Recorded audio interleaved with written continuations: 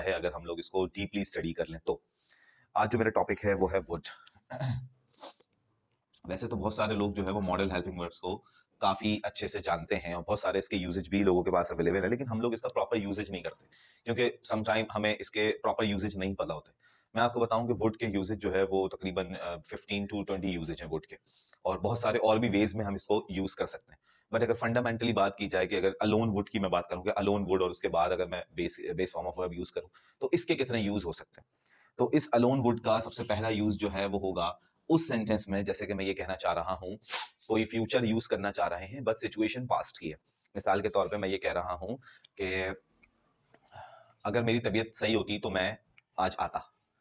सही है, तो ये है तो बेसिकली फ्यूचर, मैं आता, मैं नहीं आया, ये अनसर्टेनिटी है ना, ये पॉसिबिलिटी नहीं है। तो इस सिचुएशन के अंदर हम इसको यूज करेंगे, जैसे कि ये अभी जो सिचुएशन है वो पॉसिबल नहीं है, मेरी तबीयत सही नहीं है, मैं नहीं आया। अब कोई मुझसे फोन करता है, हाँ भाई क्या हुआ, तो मैं उसको बोलूंगा यार मैं आता अगर मेरी तबीयत सही होती।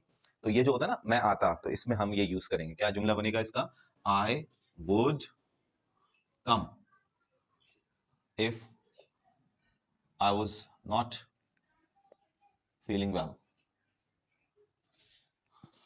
अगर मेरी तबीयत खराब ना होती तो मैं आता। वो मुझे डांटती अगर मैं मुझे वहां देखती, तो इसमें भी वुड इस्तेमाल किया जाएगा।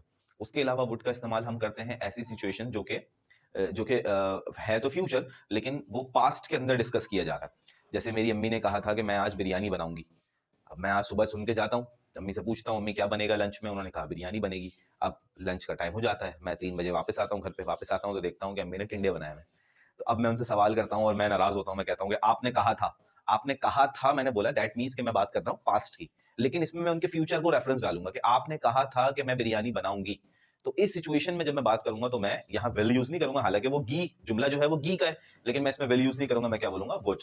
आपने कहा था, you said you would cook biryani, आपने कहा था कि आप बिरयानी बनाएंगी, क्योंकि ये जुमला पास्ट का है और बात फ्यूचर की हो रही है, तो यहाँ पर भी हम वुड का इस्तेमाल कर सकते हैं।